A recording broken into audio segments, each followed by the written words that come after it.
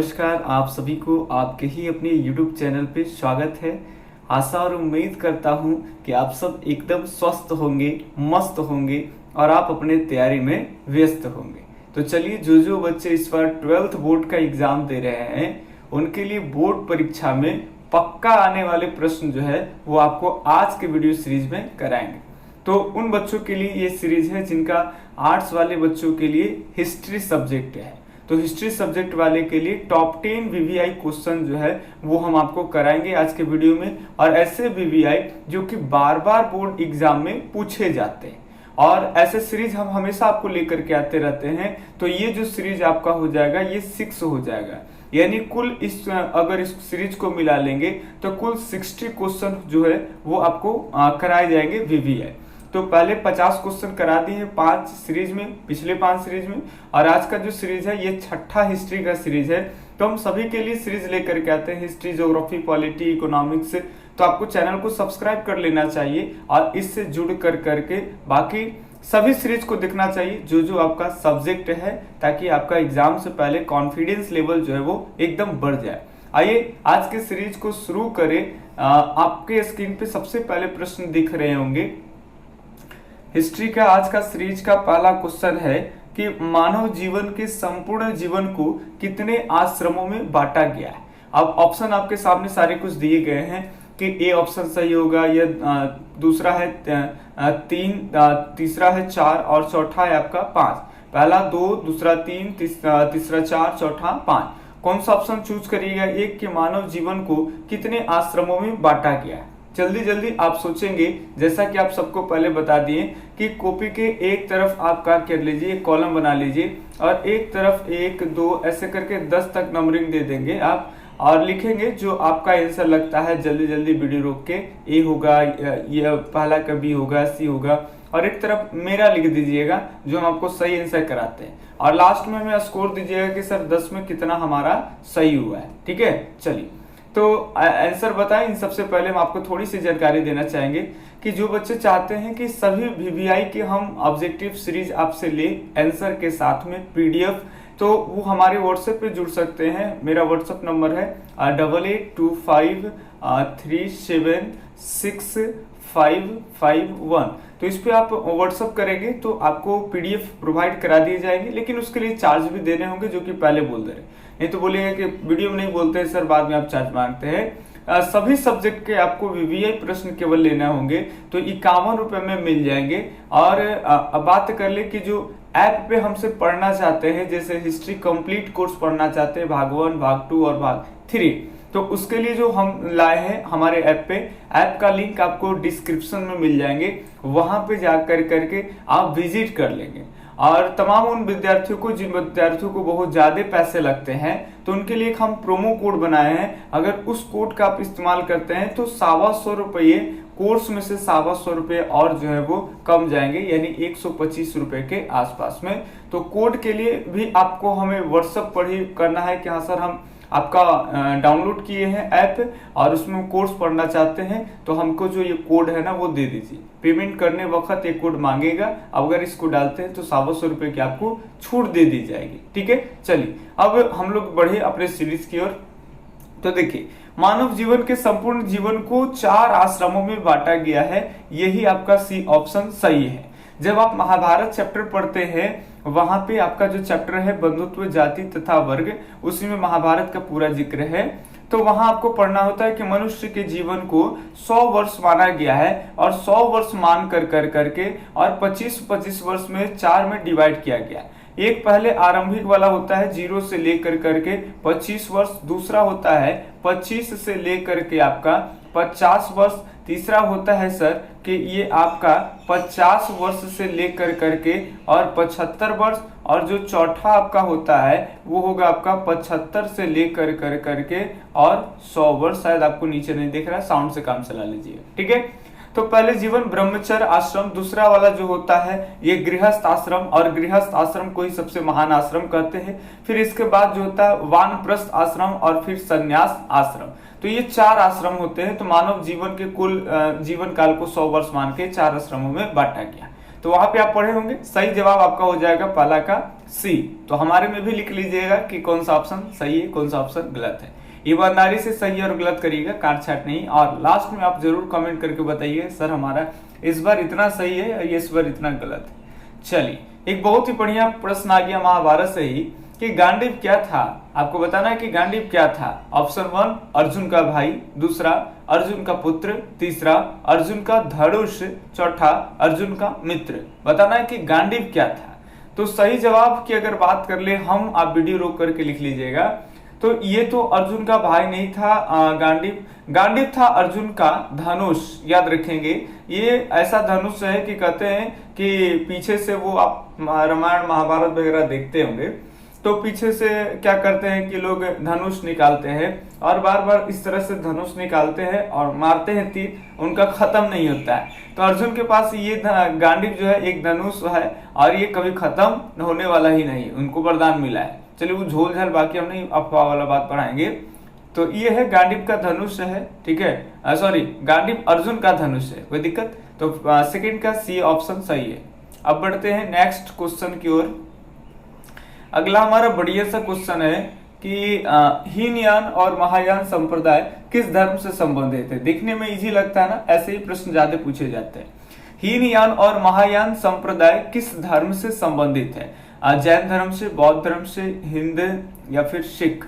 ये हिंद नहीं हिंदू होगा। चलिए फटाफट से बताएंगे कि कौन धर्मों से संबंधित है, जैन और बौद्ध धर्म।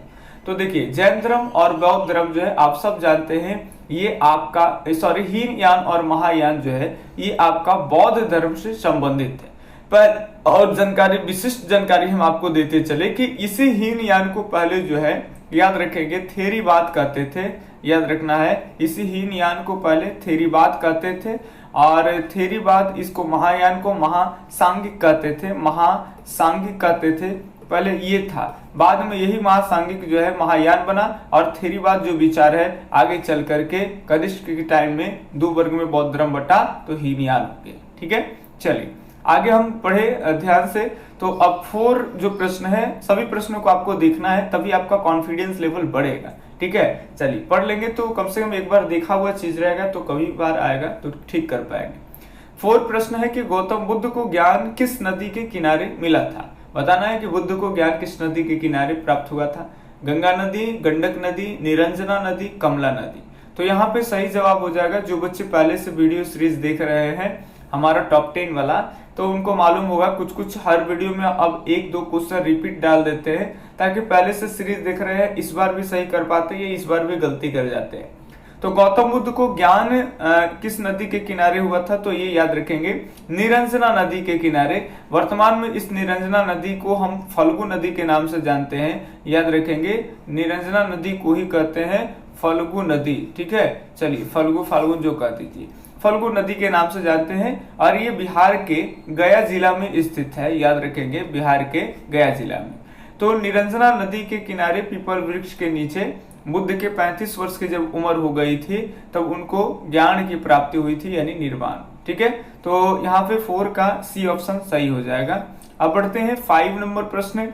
ये आपका मॉडर्न हिस्ट्री के संविधान निर्माण से लिया गया है। ठीक है, चलिए तो भारतीय संविधान अस्तित्व में कब आया, ये आपको बताना है कि कब हमारा संविधान अस्तित्व में आता है। 26 जनवरी 1950 को, या 26 जनवरी 1930 को, या 14 अगस्त 1950 को, या इनमें से कोई नहीं। तो फटाफट से जब आप सोचेंगे कि कौन सा ऑप्शन सही होगा, सही ऑप्शन की बात कर लेंगे तो जिस दिन हमारा संविधान जो है वो लागू होगा उस दिन से मोटा मोटी कहें तो हमारा संविधान अस्तित्व में आ जाएगा।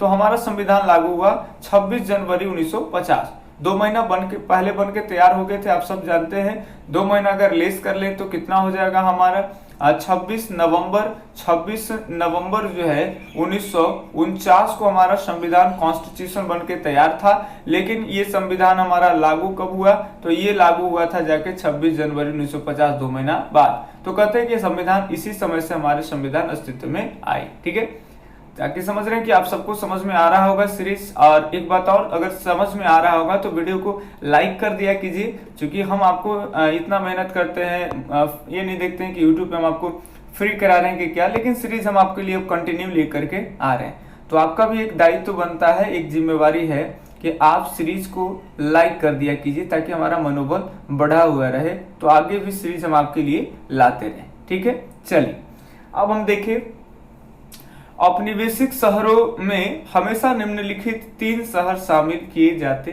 हैं। आपको बताना है कि औपनिवेशिक शहरों में हमेशा निम्नलिखित 3 शहर शामिल किए जाते हैं। वो शहर कौन कौन से हैं? मद्रास, कोलकाता तथा बंबई, या फिर दिल्ली, सूरत तथा आगरा। तीसरा है विशाखापट्टनम, कोच्चि तथा मैसूर, या फिर उपयुक्त में से सभी। जल्दी जल्दी फटाफट से आंसर सोचेंगे, अभी हम आपको आंसर दे रहे हैं। तो औपनिवेशिक शहरों में हमेशा निम्न में से 3 शहर शामिल किए जाते थे। तो उसमें आपका है मद्रास, कोलकाता और बंबई।